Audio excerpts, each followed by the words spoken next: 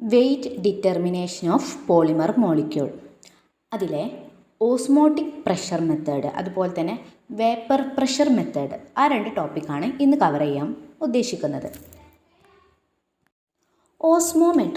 ഓസ്മോമെട്രി എന്നൊരു technique വൈഡായിട്ട് use ചെയ്യുന്നത് പോളിമറിൻ്റെ molecular വെയ്റ്റിനെ determine ചെയ്യാൻ വേണ്ടിയാണ്.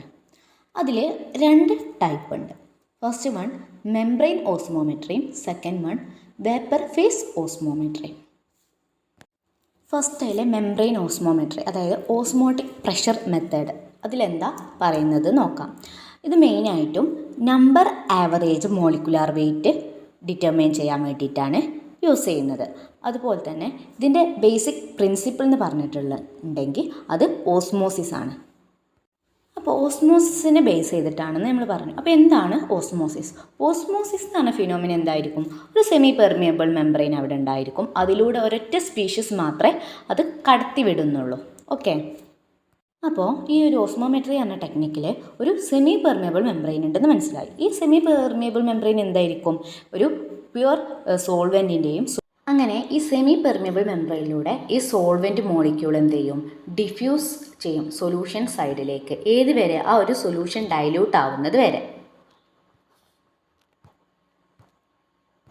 ദെൻ അതിന് ശേഷം ഒരു ഓസ്മോട്ടിക് പ്രഷർ നമ്മൾ അപ്ലൈ ചെയ്യും സൊല്യൂഷൻ സൈഡിൽ.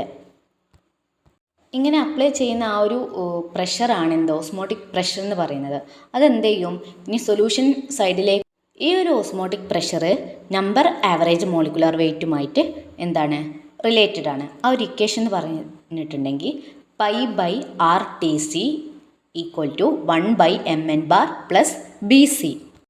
ദെൻ C → 0 ആകുമ്പോൾ ആ equation എങ്ങനെയാവും? π/RTC = 1/mn⁻. Then pi എന്ന് പറയുന്നത് osmotic pressure, mn⁻ number average molecular weight, C concentration of the solution, R universal gas constant, B constant ആണ്, സെക്കൻഡ് വിറിയൽ കോഎഫിഷ്യൻറ്റ്. ദെൻ π/RTCയും സിയും തമ്മിൽ പ്ലോട്ട് ചെയ്തിട്ടുണ്ടെങ്കിൽ നമുക്കൊരു സ്ട്രെയിറ്റ് ലൈൻ ഒബ്റ്റെയിൻ ചെയ്യും. അതിലെ ഓർഡിനേറ്റ് ഇൻ്റർസെപ്റ്റ് ആണ് നമുക്ക് 1/mn⁻ കിട്ടുക. ദെൻ എക്സ്പെരിമെൻ്റൽ ടെക്നിക്ക് പറയുകയാണെങ്കിൽ ഡിഫറെൻറ്റ് ടൈപ്സ് ഓഫ് ഓസ്മോമീറ്റർ ഉണ്ട്. എക്സാമ്പിൾ അവിടെ കൊടുത്തിട്ടുണ്ട്. ഫോസ്മെഡ് ബ്ലോക്സ് osmometer, Pinner Stabin glass osmometer, റീഫ് osmometer, Stabin Shell automatic osmometer. Then ഓസ്മോമീറ്ററിൽ അടങ്ങിയിട്ടുള്ളത് രണ്ട് മെറ്റാലിക് ചാമ്പേഴ്സാണ്. അത് മെയ്ഡ് ചെയ്തിട്ടുള്ളത് സ്റ്റെയിൻലെസ് സ്റ്റീൽ കൊണ്ടാണ്.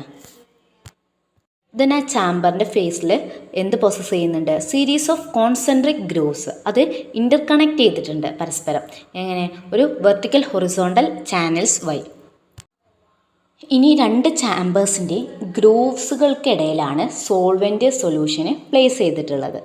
ദെൻ ഈ ചാമ്പേഴ്സ് ഒരു സെമി പെർമിയബിൾ മെംബ്രെയിൻ മാത്രം വഴിയാണ് അത് സെപ്പറേറ്റ് ചെയ്തിട്ടുള്ളത്. ഇനി ഒരു സോൾവെൻറ്റ് സൊല്യൂഷൻ കമ്പാർട്ട്മെൻറ്റിലേക്ക് എന്ത് ചെയ്തിട്ടുണ്ട്? ഗ്ലാസ് കാപ്പിലറീസ് ഒരു ഡ്രില്ല് വഴി ഇൻസേർട്ട് ചെയ്തിട്ടുണ്ട്. ഫസ്റ്റ് എന്ത് ചെയ്യും? രണ്ട് മെറ്റാലിക് ചാമ്പേഴ്സിലും സോൾവെൻറ്റ് ഫില്ല് ചെയ്യും. ദെൻ എന്ത് ചെയ്യും? ഒരു ചാമ്പർ എം ടി ആക്കിയിടും. ആ ഒരു സോൾവെൻറ്റിനെ എം ടി ആക്കും. ദെൻ അതിലേക്ക് എന്ത് ചെയ്യും? നോൺ കോൺസെൻട്രേഷൻ അറിയുന്ന സൊല്യൂഷന് ഫില്ല് ചെയ്യും. ഈ ഒരു ഓസ്മോമീറ്റർ മെയിൻ്റെ ഈ ഒരു കോൺസ്റ്റൻറ്റ് ടെമ്പറേച്ചറിലായിരിക്കും.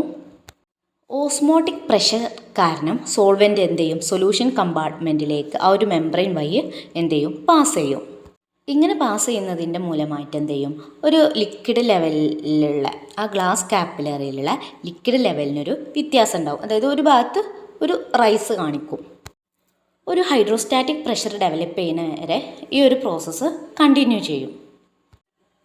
ഇനി ആ ഒരു ഓസ്മോട്ടിക് ഇക്വിലിബ്രിയം അച്ചീവ് ചെയ്തിട്ടുണ്ടെങ്കിൽ പിന്നെ എന്ത് ചെയ്യൂല? ആ സോൾവെൻ്റ് സൊല്യൂഷൻ സൈഡിലേക്ക് എൻ്റർ ചെയ്യൂല. ആ ടൈമിൽ എന്ത് ചെയ്യും? ആ ഒരു ഹൈറ്റ് ഡിഫറൻസ്, അതായത് രണ്ട് കാപ്പിലറീൻ്റെ ഇടയിലുള്ള ആ ഒരു ഹൈറ്റ് ഡിഫറൻസ് എന്ത് ചെയ്യും? കത്തീറ്റോമീറ്റർ വെച്ച് മെഷർ ചെയ്യും. ഒരു പെർട്ടിക്കുലർ കോൺസെൻട്രേഷനിൽ ആ ഒരു ഹൈറ്റ് തരുന്നത് എന്താണ്? ഓസ്മോട്ടിക് ഹെഡാണ്. നമുക്കൊരു ഓസ്മോട്ടിക് ഹെഡാണ് കിട്ടുക. ഈ ഒരു പ്രൊസീജിയർ എന്ത് ചെയ്യുക? റിപ്പീറ്റ് ചെയ്യുന്നുണ്ട്. ഡിഫറെൻറ്റ് കോൺസെൻട്രേഷൻ, സൊല്യൂഷന് ഡിഫറെൻറ്റ് കോൺസെൻട്രേഷൻ വെച്ചിട്ട് അങ്ങനെ എന്ത് ചെയ്യും? അതിൻ്റെ ഓസ്മോട്ടിക് ഹെഡ് മെഷർ ചെയ്യും. Then mn⁻ = 1033 RT / L × D, which is equal to 1033 × 0.8205 T divided by L into D. ഇവിടെ സി എന്ന് പറയുന്നത് concentration of solution, H osmotic head, D density of solution, T temperature. H by C എന്ന് പറഞ്ഞിട്ടുണ്ടെങ്കിൽ reduced osmotic head, L limiting osmotic head. അതായത് H by C tends to 0 ആവുന്നത്. ഈ ഒരു മെത്തേഡിൻ്റെ drawback എന്ന് പറഞ്ഞിട്ടുണ്ടെങ്കിൽ ഇത് കേൾക്കുമ്പോൾ സിമ്പിളാണ്, പക്ഷെ അത് പ്രാവർത്തികമാക്കുമ്പോൾ പ്രാക്ടിക്കലി അത് ഡിഫിക്കൽട്ടാണ്. ഡിഫിക്കൽട്ട് മീൻസ് അത് കുറേ ടൈം എടുക്കും, അല്ലെങ്കിൽ കുറേ ദിവസങ്ങളെടുക്കും ആ ഒരു സോൾവെൻറ്റ് ഡിഫ്യൂസ് ചെയ്ത് അതിൻ്റെ ഡിഫ്യൂഷനൊക്കെ. ദെൻ അതുപോലെ തന്നെ നോൺ അവൈലബിലിറ്റി ഓഫ് ട്രൂ സെമി പെർമിയബിളും അതും ഒരു ഡ്രോബാക്ക് ആയിട്ടാണ് കൺസിഡർ ചെയ്യുന്നത്.